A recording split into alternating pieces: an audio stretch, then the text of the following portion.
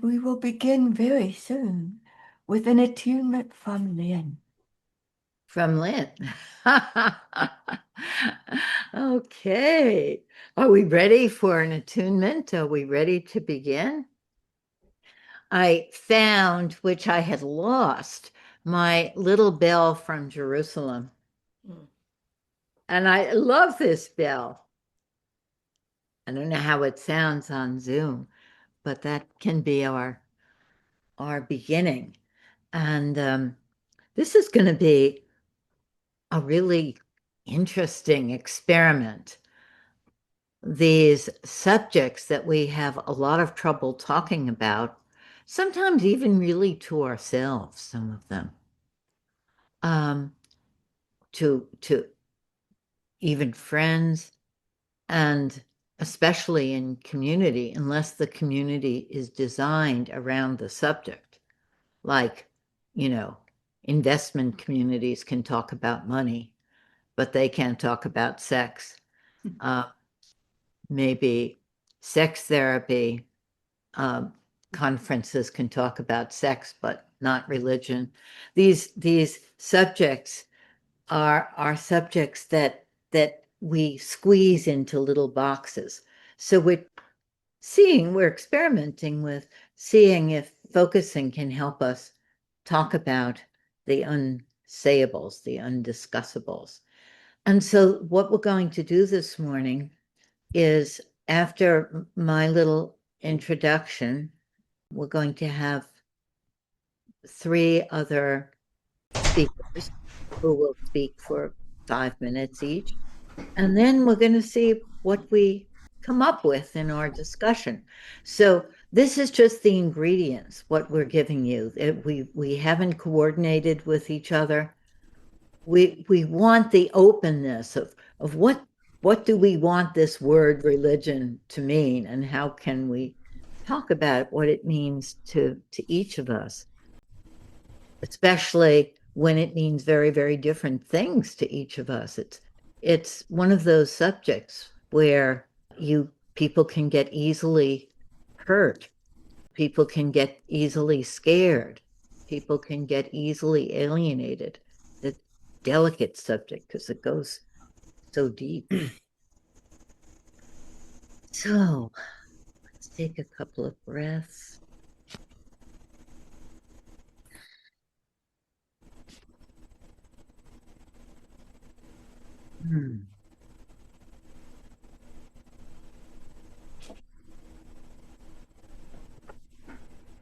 There's a kind of little turn that we have to do to take in what religion means.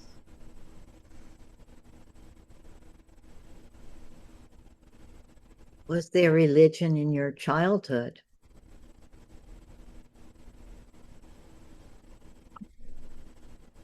Is religion for you something that identifies you, or something very far away?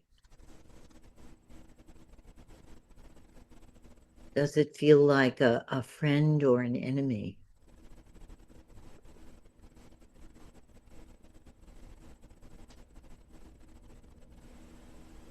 Is religion something that brings you more alive, or is it something that you have trouble with, you struggle with, or is it something that you've turned your back on? Or is it something that you've always thought was oppressive?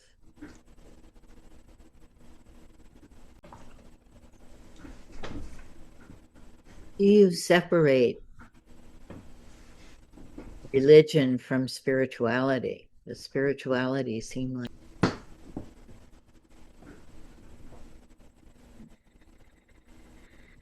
Let's just take a minute to feel into that whole realm.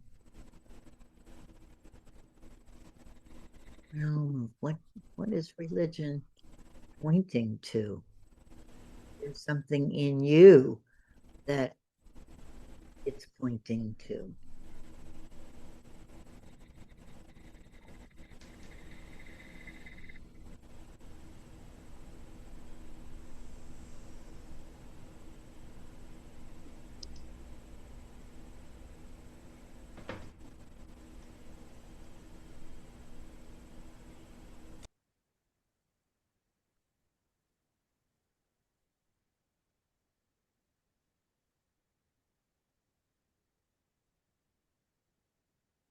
Now let's look at each other. Come back and see. Ah, these these are my playmates in this play of talking about the unsayables. And religion is unsayable in two ways. It's and Liz, you gave me this idea that religion is unsayable be, because it's pointing to an experience that is beyond words. It's like in the Jewish religion, you can't say God, you say g, you, because it's ineffable. Once you say it, it's not it anymore, or something like that. It's one of those kinds of experiences that are very, very difficult to put into words. And some of our greatest writings and poetry and scriptures are these these expressions of it in all different ways. So it's unsayable in that way, and it's unsayable because it's such a delicate subject, and people have such passionate relationships with it, and it's so intertwined with our cultures and our heritages. And inevitably, somebody gets offended or hurt in a discussion of religion when we're trying to talk across difference. And there are always differences when I'll tell you my story in a minute. But first, I want to tell you, before I tell you my introduction to religion, Brother David, who is this monk that I love, some of you know, about him from me, finding him in this icy cold bookstore during a concert. He says that everyone has what he calls mystical experiences, experiences of the whole, of what we're connected to, what Jean calls the big system. And all children, like dreams, have experiences, and all of us have experiences at times of that. But we learn to tune them out mostly. But when we haven't tuned it out, those experiences are very powerful, and we want to tell people about it, and that becomes community. And we, or churches and mosques and uh, religious gatherings, and we want to kind of find it again. So we have these rituals, and it's sort of like finding. I'm looking for my AirPod case that I lost. And every time I go by places where it might be, I stop and I look again, and as if that place is going to bring back my lost iPod case. But we ritualize things that are precious. And it's so difficult to talk about it. We make stories and theories of it, and that becomes the dogma, the beliefs of a religion. But what Brother David says is that as we get further from the original experience, say the experience that Jesus had, or Buddha had, or somebody, the more distant it is from the experience. So the first experience that I have a mystical experience is very alive to me. And then it will be alive to the people that I touch. And then it gets further and further. And then you have kind of dead dogma and ritualistic religion, and it gets all mixed up with it's also, that's what Brother David says. What I say is that it's very, very, very primal and primary and close to the bone, those experiences. So it gets all mixed up in us with power dynamics and uh, wanting ours to be the best, and um, it gets mixed up with all the other primal issues that we deal with. So anyway, that's my little framework here for my 2 cents in the basket of what we're drawing from today. But I want to tell you very briefly where I'm coming from. I was a child of very young, insecure parents. I was isolated, and I became terrified of death, and I would be obsessed about it and even sick over it. I felt so alone, and the world seemed so mysterious, and my parents seemed not to be able to give me any guidance or talk about it at all. Absolutely couldn't talk about death. My uncle had died, and I think that's what brought this up. And then, strangely enough, my father came home in a very different mood. He was a fireman, and he came home and he looked at me with that kind of look. I don't know if you know that look. It's like he was very shy, and he looked at me with this piercing look, and he said, "I'm giving you something very important." And he handed me this Bible. And I don't know if I'd ever even seen a Bible before, black with those gold pages. And I thought, oh, this must be magical. I was a little afraid of it. And my father had been converted. My mother and father were Christian heritage, but no religion.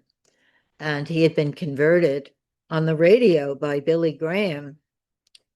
And he was searching for some way of understanding life. He had been an orphan. Both his parents died. And he brought me to church. And it was this little Baptist church in Brooklyn. And I just loved it. My mother was an intellectual, very cynical. She hated that I would go to church with my father. My father and I would sit together and sing these hymns. And because my mother hated it, it was very unsayable. It was very risky to say anything about my experience of so enjoying the emotionality and the bigness of this religion. So I'm not going to tell you all the ins and outs. Another time, maybe I will. But it was as if I was saved. But not in the way that you're supposed to be. It didn't happen in this big thing. Um, and then I always felt like I had done it wrong. I'm always feeling like I'm doing things wrong. But I had Jesus in my heart, and I hid in my father's old car and read the Bible, and it was a new world for me. I would go out on these dates with Jesus in a way. It was like I knew that Jesus was guiding me to understand life, to be part of life. And I would go to all of these different meetings in parts of the city. I'd get lost on these subways. We'd never let a child do that now.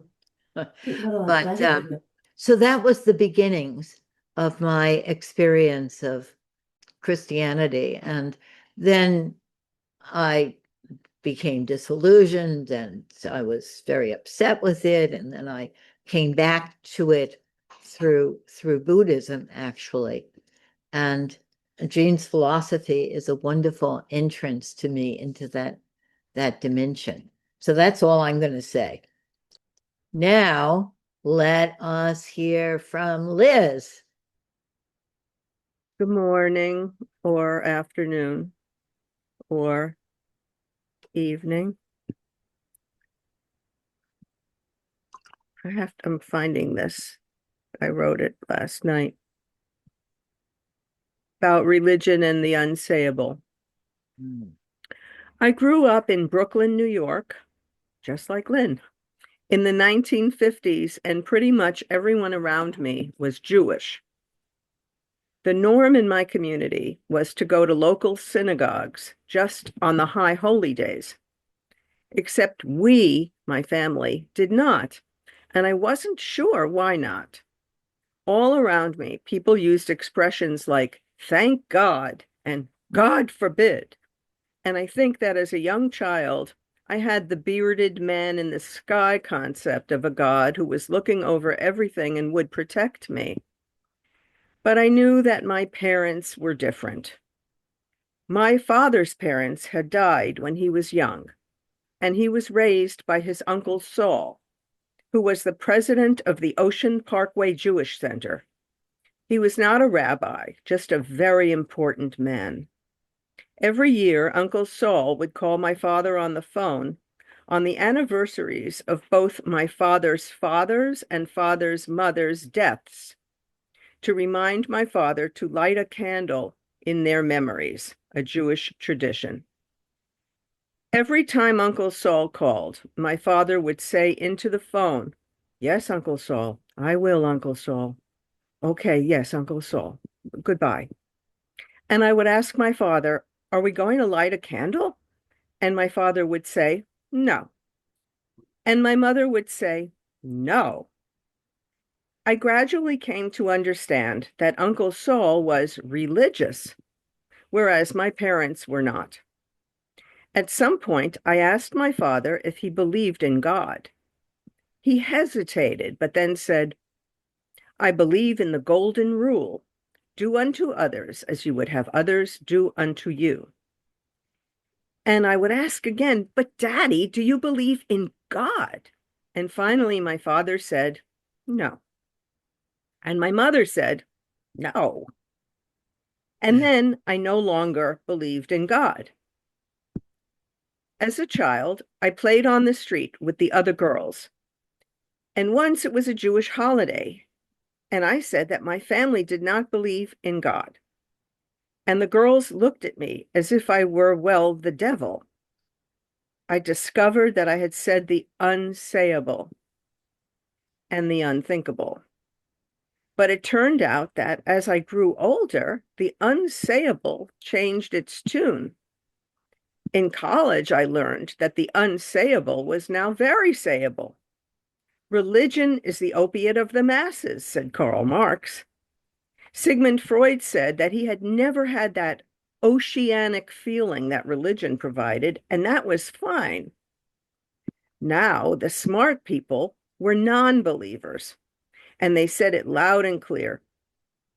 But then, years later, things seemed to switch around again, sort of. I remember a moment in 2008 when I was watching a news program on television, and United States Senator Edward Kennedy, who had just been diagnosed with a terminal brain tumor, told a journalist, I am really looking forward to seeing my brothers again. His brothers were President John F. Kennedy and Senator Robert F. Kennedy, both assassinated and presumably now in heaven and available for socializing. And at that moment, I felt both shock. Really? I thought, you went to Harvard and you still think like that? But I also had another feeling, envy, because if you believe in God, at least certain gods, you get to have that, that eternal life thing, which I don't know, sounds maybe like a pretty good deal. What did science have to give me? Eaten by worms? And then I had a fantasy that if I had happened to have had a conversation with Senator Edward Kennedy, he might have felt sorry for me, the faithless, literal-minded atheist who can't think beyond her narrow little scientistic conceits. And that felt kind of pathetic. Occasionally, I find myself listening to Handel's Messiah, and there is a section that starts with, I know that my Redeemer liveth. And when the soprano sings, and though worms destroy this body, yet in my flesh do I see God. Whenever I hear that, I cry. I don't believe it, but I cry. Something about that. It's as if the writer of that verse is saying, yeah, the material world, rotting flesh, sure, we know, but in my flesh do I see God. And I'm going to sing it out loud. So we see that the unsayables can do some interesting switcheroos and is dependent upon the family, the community, the culture in which one finds oneself and one's own personal needs. Okay, so here I am now, an old person, and thank God, the unsayables have become a lot more sayable, at least here. And my feeling these days is I don't really have a clue about what there is and what there isn't anymore. But the most important part of it, of all of it, seems to be that I really want us all to be able to say the unsayable with the faith that as a result, all hell, hopefully, will not break loose. Thank you so much, Liz. Let's take a moment to take in all of that.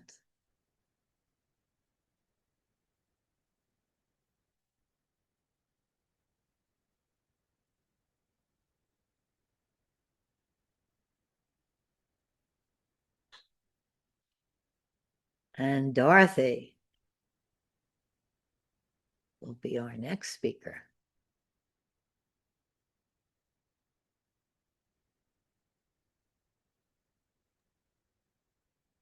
Hi, Lynn, and everyone. Breaking with tradition. I just wanted to say thanks, Liz. I just loved that. Thank you. It was just so lovely to have a whole overview of your relationship with tradition. Thank you. Thank you for breaking tradition. Are you ready, Dorothy? I'm just turning my heat up. Dorothy, you're muted. Thank you. Last week, Lynn asked me about what the impact of religion was on me, and especially the religion of my upbringing. So much of this is through the eyes of a 7-year-old. This is what came up. What I believe is one can't really easily separate the influence of one's mother and father from the influence from a religious belief. I was raised in an evangelical Christian environment and related to some of what Lynn shared with us about her father, because my mother was very close to Billy Graham. The beliefs were transmitted to me primarily by my mother through Sunday school teachers and through a minister, Pastor Kathy, having sat through hours of his sermons. And 2 images stand out for me. The first is of my mother, hearing her pray for my safety each day by the front door before I left for school. I remember, too, how she spoke of her very personal and very precious relationship that she had with Jesus Christ. And the second image is of Pastor Kathy. While I'm sitting with my family in the usual place each Sunday morning and evening, I listen to our minister say the words, something like, "Unless you become a believer of the gospel of Christ and have an experience of being saved, of committing yourself to serving Him, you will be doomed to go to hell. You will not go to heaven. You will not see the kingdom of God." I remember by the age of 7 that I couldn't adopt this belief, that I couldn't imagine my dear cousin Michael and his mother, my Aunt Margaret, who was so special to me, not going to heaven. For I knew they weren't saved in that way. They weren't religious. And what about animals like my dog Tippy? Today, this doesn't sound real, but it was to this 7-year-old. And thus began, talk about impact, my sense of experience apartness. I could not be a part of this community. And because I, of course, needed my family, I could not express this. I think the truth is, I couldn't really name what was going on inside of me. I just sensed a growing discomfort being in my own skin. Perhaps this is where this mix I mentioned in the beginning comes into play. The intertwining of who my mother is, who she was, my father, my sister, and the religion of my youth. The impact, I rarely joined groups, or if I did not feel a sense of belonging.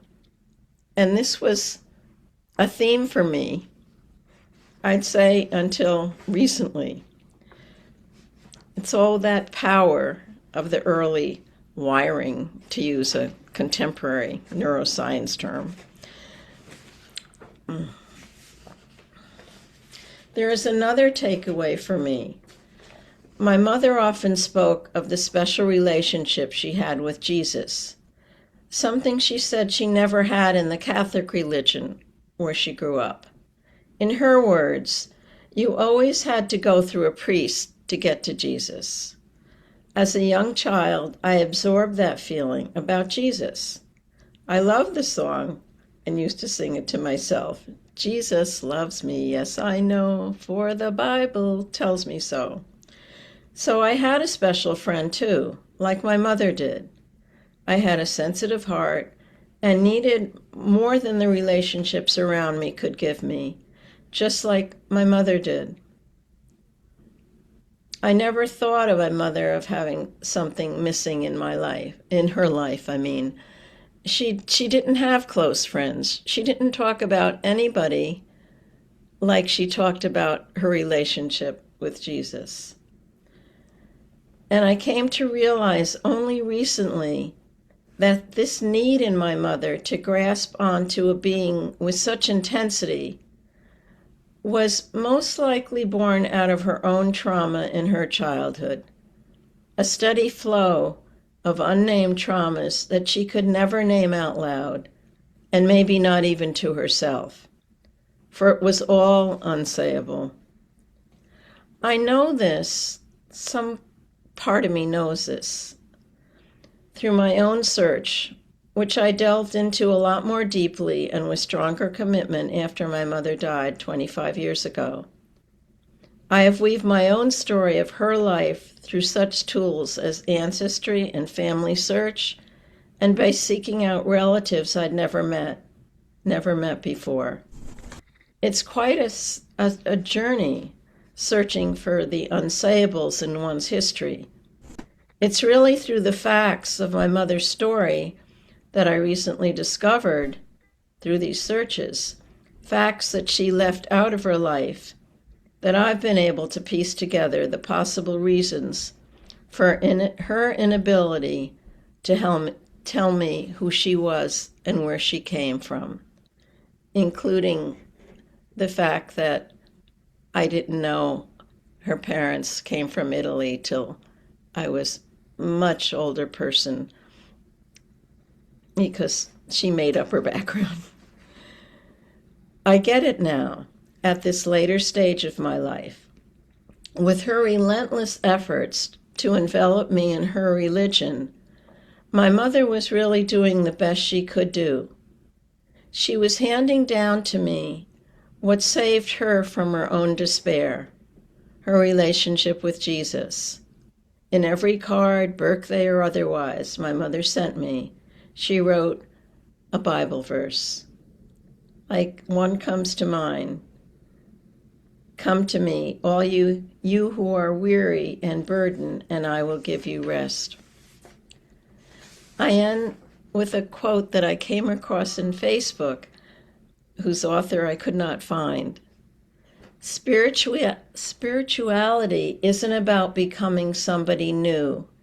It's about remembering who you were before the world told you who to be. Wow. Thank you. Wow. Let's take that in. All of that. So much soul in it.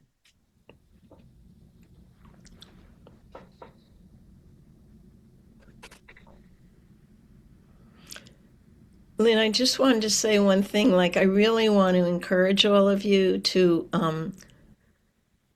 look into your childhood influences around religion. I've done this so many times, but this time I got to a different place in my relationship with my mother, and it was such a gift to me. I mean, through writing, through talking with others, it is an amazing journey to be able to make that switch of an attitude I've had about my mother for years, and I saw something new this time that I never saw. Thank you, Dorothy.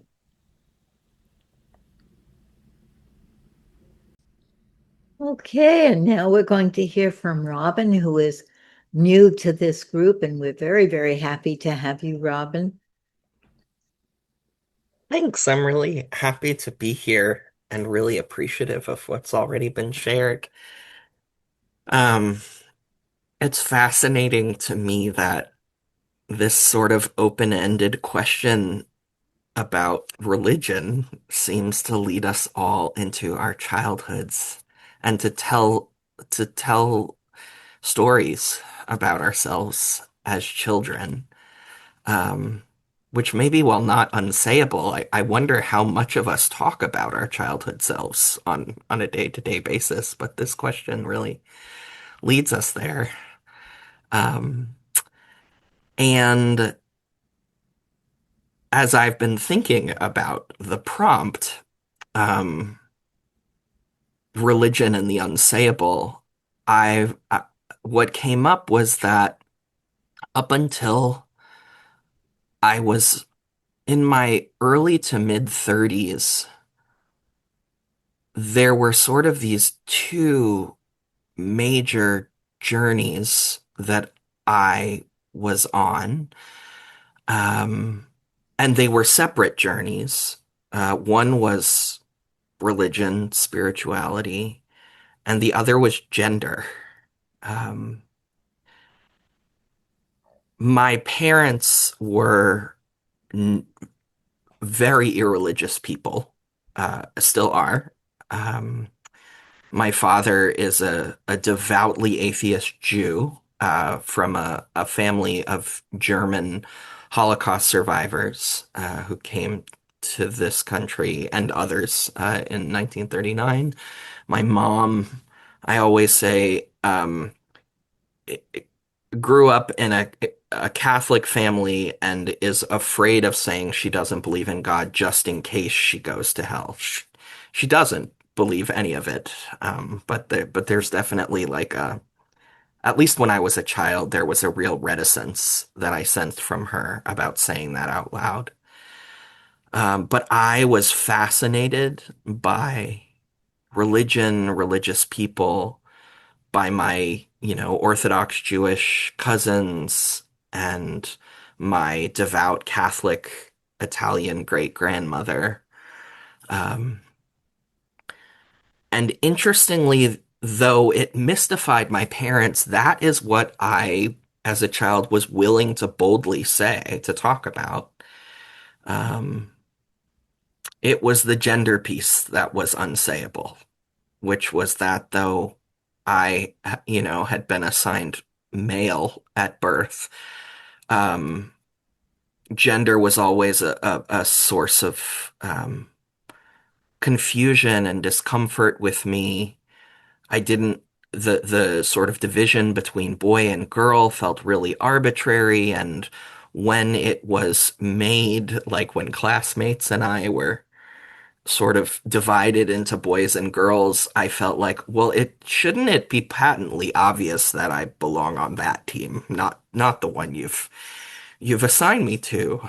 Um, but because, I grew up in my formative years were like the late 80s, early 90s, and while people were talking about being gay, most people in uh, my circles and my parents' circles were not talking about gender or transness. Um, and so it was all sort of inchoate. I guess now I might say it was a felt sense that something was going on there, but I did not have the words or concepts to talk about it. Um, and so the one that I more consciously pursued was the spiritual journey, which mystified my parents.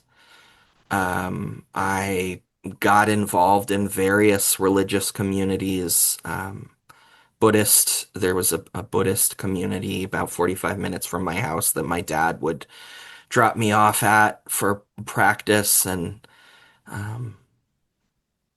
and I had such oceanic experience in the midst of that. I think that was where I first started to get a sense of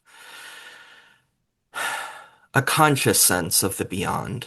I can now point to experiences that I've had since maybe I was 7 that I can say, oh, that was a mystical experience. That experience when I was in second grade waiting for the bus, that was a mystical experience. But I didn't have that language then. Um, but to tie it all together, these these journeys came together after I had, by a long and winding route, found my way to working as a Protestant pastor. I went to seminary and got a Master of Divinity and got ordained. And I was about a year into my call, and I was like, this is, I'm supposed to have arrived, right? Like I've done all the things I'm supposed to do. I'm well regarded in my denomination. I've got a wife and a kid and another one on the way, and I'm living the dream, and everything sort of feels empty. And I got into spiritual. I found a nun, Sister Janet, who lived in the town in Iowa where I was living and pastoring at the time. And she was willing to give me Ignatian spiritual direction. Um, she said, "Let's just meet at Perkins every week, and you can buy my meal, and that'll be the cost of spiritual direction to you." And she took me through the spiritual exercises of Saint Ignatius. And I would say that doing the spiritual exercises in daily life over the course of a couple of years with her was the longest sustained period in my life that I have felt God's nearness. And it is what gave me the confidence in my own unconditional belovedness to finally say what I had never said before, which is that I was not a boy. I was not a man. Um, and this led to the collapse of my world as I knew it. It led to the end of my ministry. It eventually led to the end of my marriage. Um, And it also led to a really, what Ignatians might call desolate period, where a period of desolation where I could not access a sense of God's nearness or a sense of God at all. And there's so much more to say than can be said in this brief period, but in coming to that experience of coming out led me into my body in a way that I had sort of fled my body at 4 when I learned that the way that I naturally moved through the world was wrong for someone in my category. And the experience of coming out and transition finally led me back into my body. And I really appreciated what the line that Liz quoted from the Messiah about it's in my flesh that I see God. Um, because this led me to a more embodied sense of my own belovedness and my own embodied joy, um, that I'd never experienced before, but it also made me a heretic in religious communities, even in progressive religious communities. And the journey's ongoing, I've since really Buddhism continues to be a really precious path to me. And I'm also coming to realize that there is something about the affective relationship with God and Jesus that is not quite there in my Buddhist practice, and that maybe I'm longing for. And so I've recently sort of started to return to these Ignatian sources and practices to see what that might yield. Um, but I guess this is all to say that it's still evolving. I'm still on this journey. I it's it's all a big improvisational adventure, and I don't yet know what the end looks like. Thank you so much, Robin. Wow.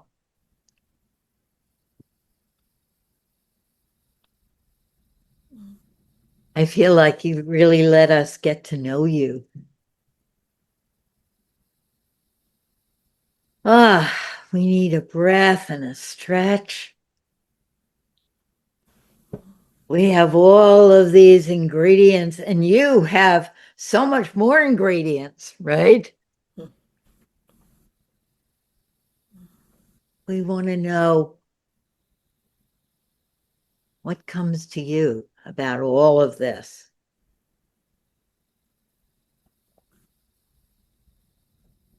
I'm not sure whether we'll have breakout rooms or not. We're going to see how we do in this conversation. It's almost 9, and it would be nice if we had breakout rooms maybe at 9:20 or something like that.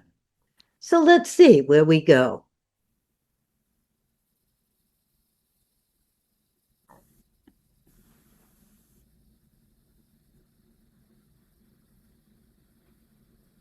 Can I respond to Robin's? Of course, we can respond to each other. We can say how it is for us. This is our discussion time. Okay. I like to respond to, I'm touched by Robin's word, use of the word beloved, and the longing for an effect connection to what we are calling religion or religious embodiment. For me, I don't I don't tend to refer to an experience. I have an ongoing felt sense of humanness, particularly the aspect of beautiful, what's beautiful in human consciousness. And then there is also a very parallel and close connection to my felt sense of thankfulness and reverence for life. So it's not just aliveness, it's the reverence for it and the Yeah. beautiful in it. So that's what I want to say about my connection to what religion points to. Yes, yes, yes. Something really perked up when you said the word reverence. Something about reverence and beautiful. Thank you.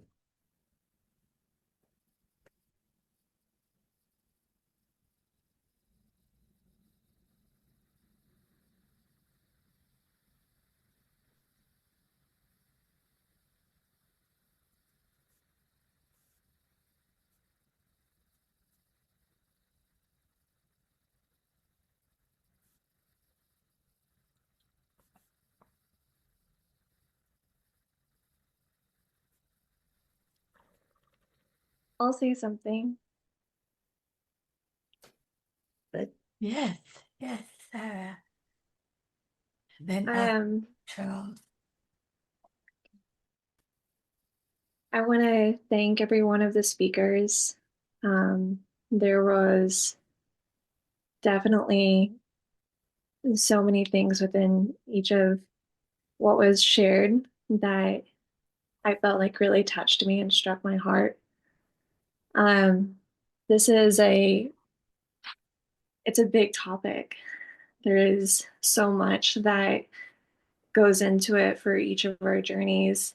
And I have always felt like I have, for some reason, have experienced all of this in some of the most extreme ways a person could. My father was a pastor and a pastor of a Southern Baptist church. And so I grew up sitting on the front row of the church with all of the family, with all of the whole entire church, all of their eyes on me, watching not only that we were attending church, but that we were set to have like the most highest moral embodiment of Christianity. And that was a really, really extreme thing to put on a very small child. And it was ramped up a whole other notch when my family decided to leave baptism and start their own church. And that was a whole nother wave of pressure because it was that the success of the church was literally put on the shoulders of my family. And so going to church became a job rather than something that I truly desired. And from an early age, I started to have questions that I was not satisfied with the answers of. And I was just told that this was how it was, and that left an emptiness inside of me, a longing, because I felt like I was supposed to put on this performance of being the closest to God because of the position of my family. And I had never felt so far away from what we were trying to create for other people. And I remember the first time that I had a consciously mystical experience. I was 16 years old and I was in the mountains of Taos, outside of Taos, New Mexico. And I felt my heart open to spirit for the first time in my life. And it wasn't in a church building. And I went and I tried to explain that to my father. And he blatantly told me that it was like wrong and that it like wasn't wasn't real, like it wasn't a thing, because it wasn't in this construct that we had created. And so there became some really volatile years for me that followed that, because I was feeling like the older I got, the less I could accept what it was that my family was trying so hard for me to accept with Christianity. And the very first time that I was ever asked if I wanted to go to church, I was 18 years old and just about to graduate high school. And I said no, and I never went back. Like literally never went back.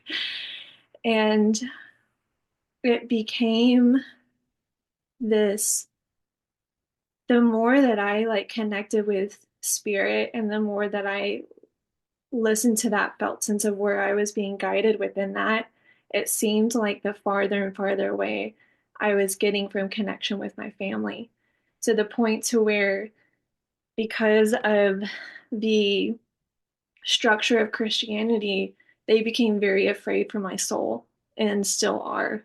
And it became their mission to save my soul and convert me. And to this day, I still deal with that, where a lot of my family members won't even like talk to me. Um, or if they do talk to me, it's always about Christianity and never about who I am or what my connection to spirit is. And there's become this expectation where they can tell me about their experiences and they can tell me about their spirituality, and I'm happy for them and I'm supportive of them, but they cannot meet me where I'm at in my journey. And they cannot connect with me on that. And when we were doing like the first initial attunement, when we were feeling into what is religion, it felt like a boulder that I just like couldn't get around no matter what. It's just always there. It's just always this giant boulder. I'm like, God, I have to go through this again.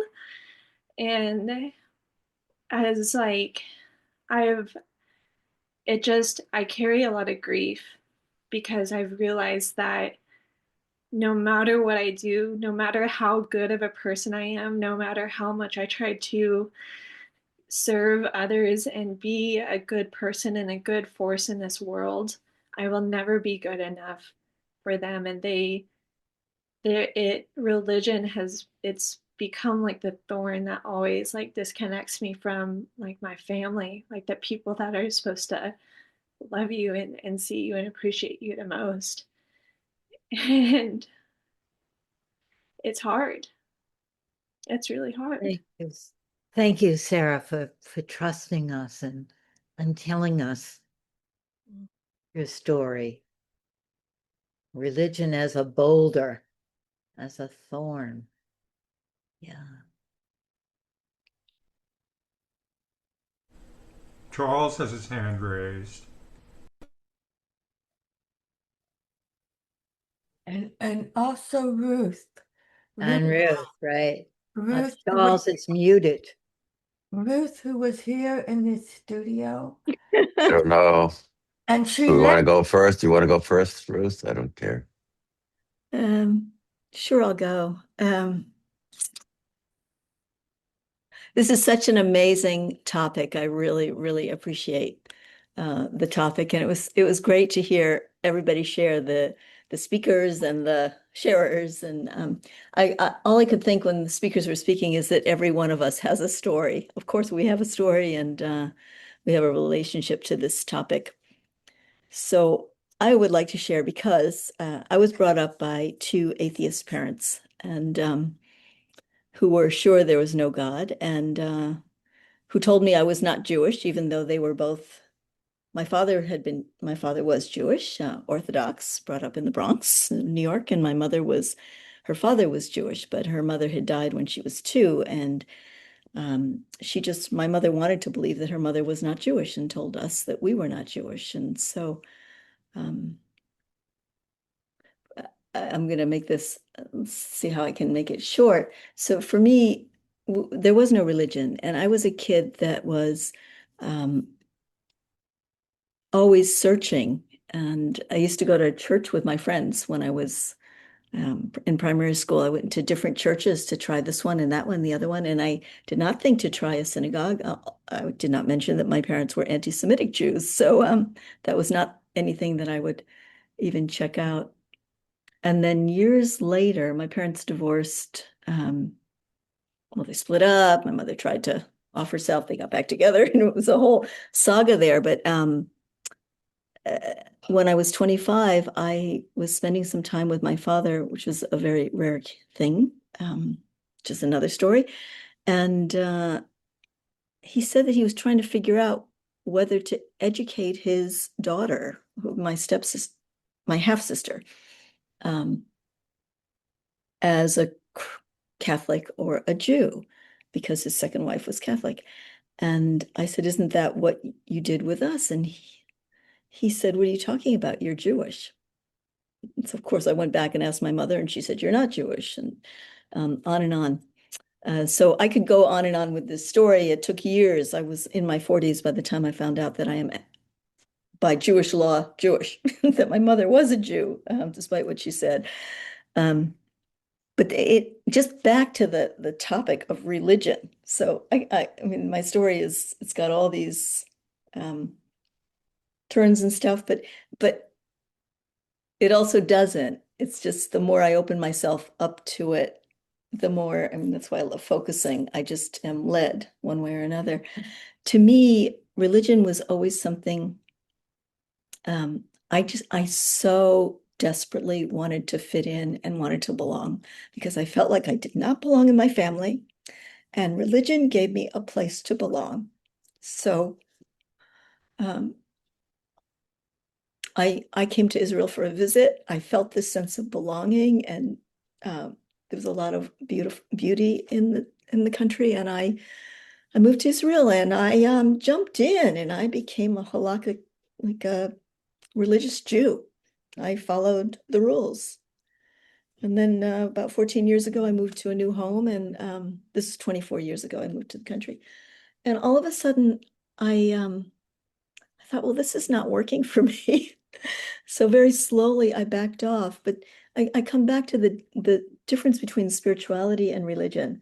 Religion to me feels like rules, and it's a structure, and there are things it gives me. I still light candles on Friday night. I still observe the Sabbath, but not with the rules. I do it my own way. I walk. I don't like to sit in a synagogue and have to say prayers a certain way. I like to pray the way I want to pray, which is in nature. And then I'll stop in at the synagogue and visit with my friends. But I just, the difference between spirituality and religion is so big. And religious Jews, I've heard say, well, someone who's a spiritual Jew just means they don't want to work. It's a lot of work. And to me, it's about connecting with my soul, and focusing lets me do that. So thank you for letting me share. I hope I didn't take too much time. Thank you so much. Thank you. Thank you. It's so precious, all these stories. And let's hear from Charles. Okay. Let's see now. Saying the unsayable. First of all, I just think I'm not an atheist, I'm a non-theist. Yes. I think Buddhism is non-theistic. There's no God. There's no anti-God, and there's no atheism, because atheism is a kind of theism in my mind. Ultimately, we exist in the world. This is the reality that we know. Yeah, but I'm also, and here I'll say the unsayable. When I'm asked what my religion is, I say I'm a Marxist humanist.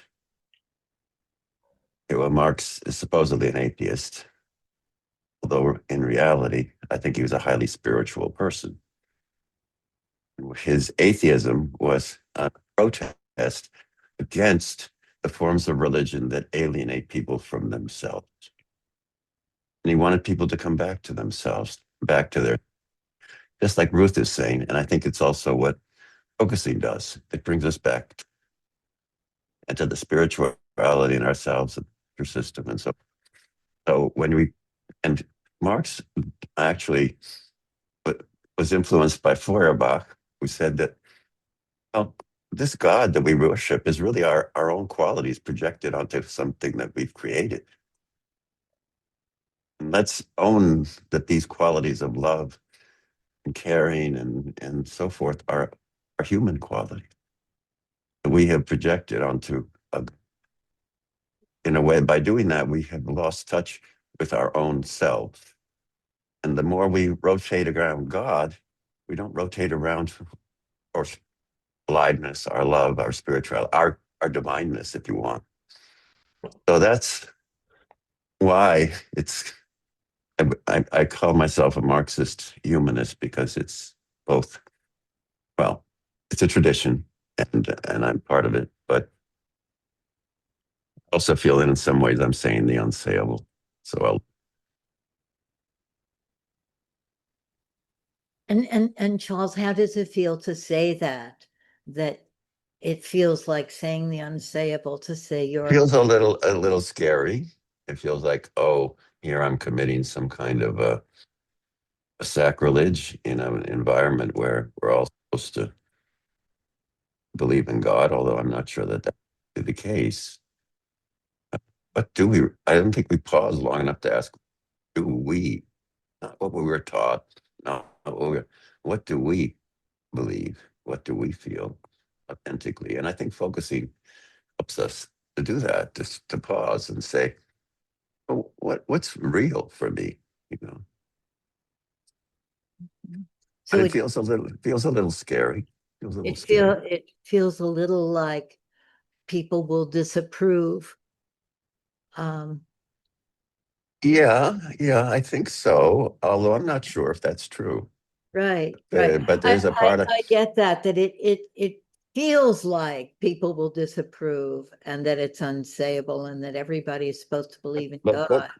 But maybe it people does, but resonate. you don't, yeah, right. People may It resonate doesn't, with the idea that we have God in ourselves, and it's not something we need to go to church to get from outside ourselves.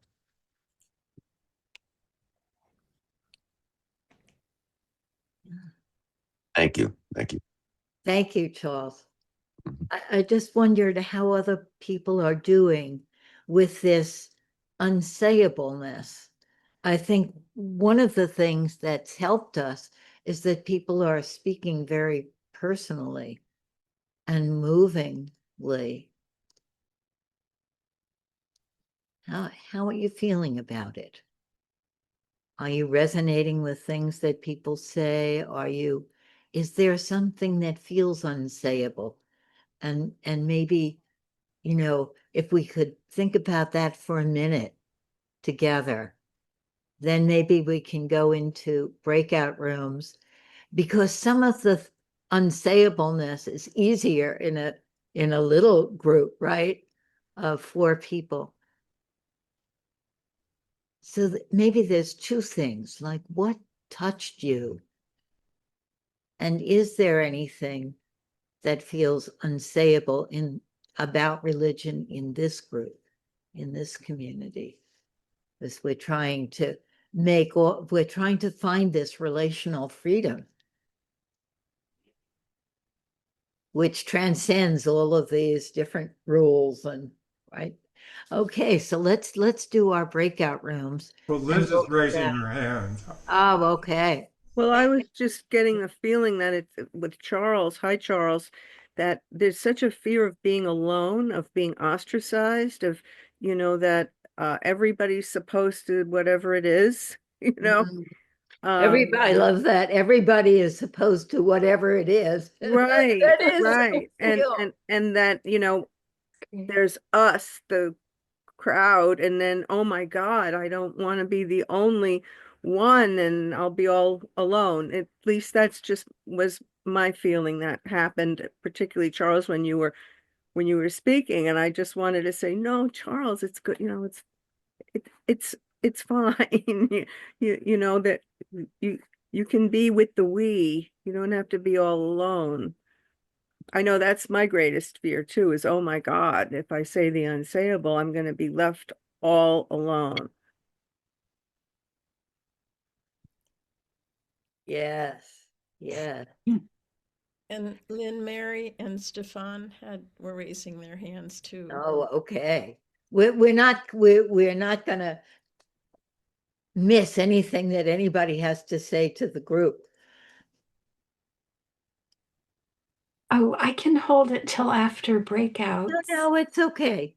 Oh, I was just let me see. I'm so happy that this subject is here. I'm guessing each of us has a larger or a tiny bit that might be unsayable that bumps up against religion. But I was very much I don't know, I embraced it when I worked for FEMA after 9/11, and they did a training for working with survivors with us. And they brought in doing a religious assessment and really being able to sort of go with people if they, if they wanted to go to that place. And I had, always worked that way, but hadn't really had someone train me in that. And in my life, the the religious journey has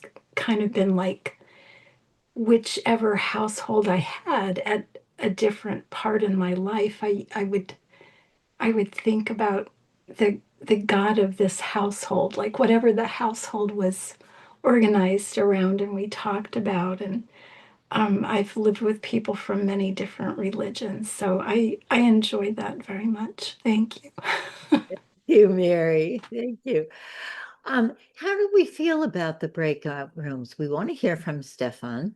And then do we want to or do we want to stay together? All of those who, when we're just getting a feel, who want to go into the breakout rooms, raise your hands. And if you feel strongly about it, raise two hands. I see. Okay. So we're going to hear from Stefan and then we're going into breakout rooms. Yeah, I just wanted to say that I also would prefer breakout rooms because I'm a little bit concerned about that this is recorded. And I mean, our topic is saying the unsayable. And if it is recorded and shown to others, that makes things harder, I think. It's a bit like a contradiction in the concept, maybe. I don't know. Maybe it would be good to have an explanation for the recording. I don't know. Yes, but yes. That's what I wanted to say. Thank you, Stefan. Yes, this will be accessible to people. And if there's anything that you've said that you don't want to be public, not that there's that many public people watching our Help the Helpers meetings, but let us know and we'll take it out. But if we want to go and break it into breakout rooms, we have to do it right now. And then hold your comments until afterwards. So we'll just have 10 minutes and we'll have groups of 3. And we'll come back. We can have 12 minutes. It's very hard. We end at 9:45. So, and we have a poem. Okay, see you in 12 minutes. I should say anybody who does not want to be in a breakout room, don't join it. You'll be assigned to one, but just follow what your soul wants to do instead of what appears on the screen. Oh, thank you. And anybody that wants to stay in the big room can stay in the big room with more people. I didn't get that. Good to see you back, and everybody looks very refreshed. And Charles, you look perfectly at home now. Thank you. It was a great group. I really resonated with it. What everyone in the group said, actually, it was very good. Who was in your group?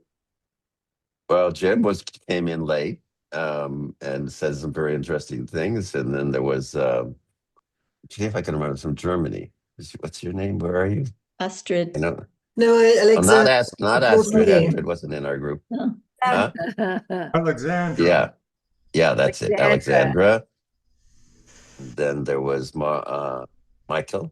Michael? Is that Michael. Michael? Yeah, And Lomit. and you. Okay, And me. great. Good group. Very Okay, good. well, it's good to have you back, and we're going to just have time for a couple of comments, and then we're going to have our poem. And I did want to announce that Dana and Baruch from Israel, who teach a practice, the field of prayer, combining Gendlin's philosophy and the Kabbalah, they are coming to New York, and they'll be doing a workshop here at my place Sunday, and we're going to serve bagels. Anybody in the New York area, please come at 10 New York time, and it should be a lovely gathering. And there's several others. The link in the chat lists all the many places where they will be in New York.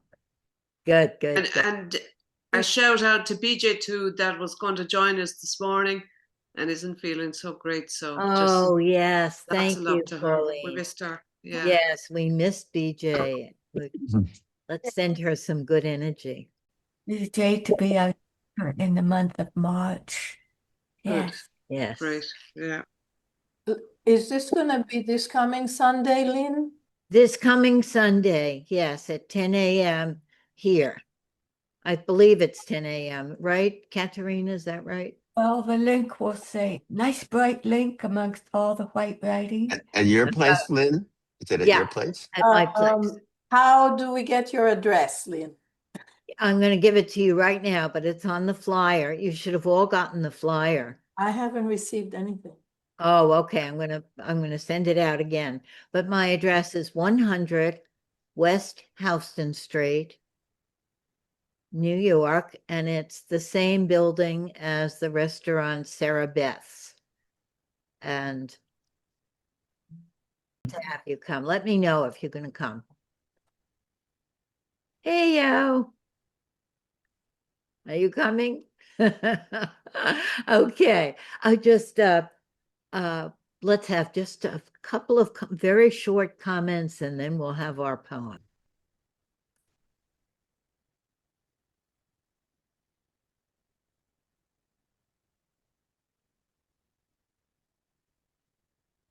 Can we just have a part 2 of this? Yes, I think we really need a part 2 of this. Absolutely. I was thinking that also. How many of you feel like we need a part 2 of this? Yeah. It's really such a rich subject, and it goes to the heart of so much. And I wish to say that I connect there to a lot to what Charles said and a couple of other people.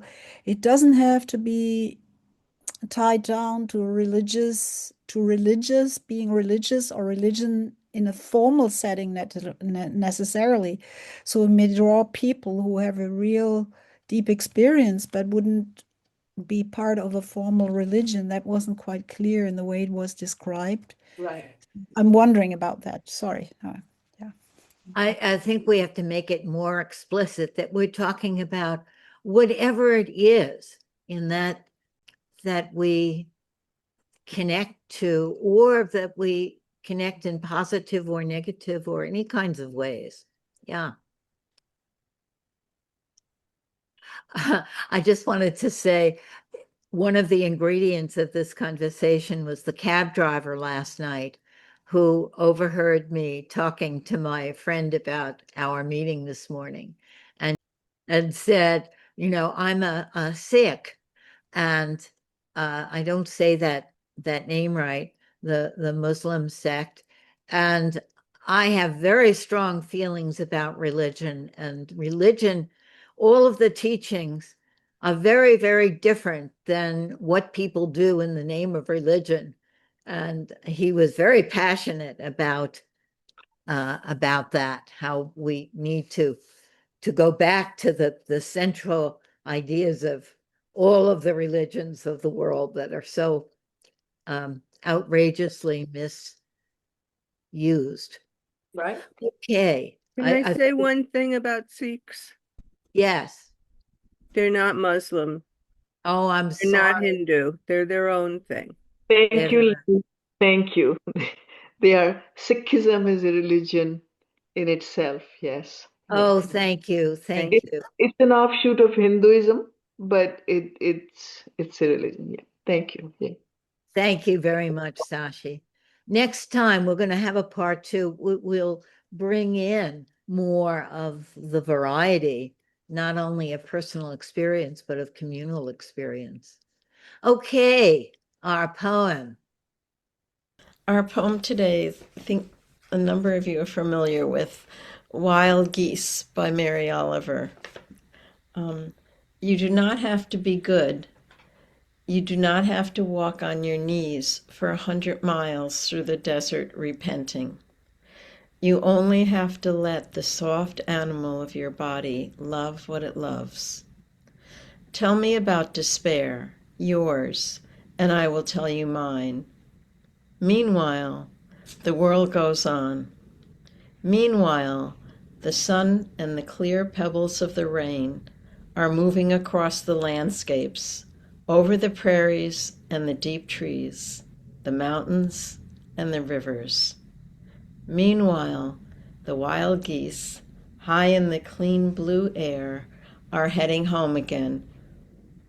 Whoever you are, no matter how lonely, the world offers itself to your imagination, calls to you like the wild geese, harsh and exciting, over and over, announcing your place in the family of things. Announcing your place in the family of things. Thank you all. Next time we have a very difficult subject, and the planning circle was saying, well, maybe we shouldn't tackle this. And then somehow we said, well, we can't just not. It's my God, we have to be able to talk about it. Do you know what it is? What is the thing that's the hardest to talk about that we can't just ignore? Politics. Politics. Oh. Politics, sex, I don't know.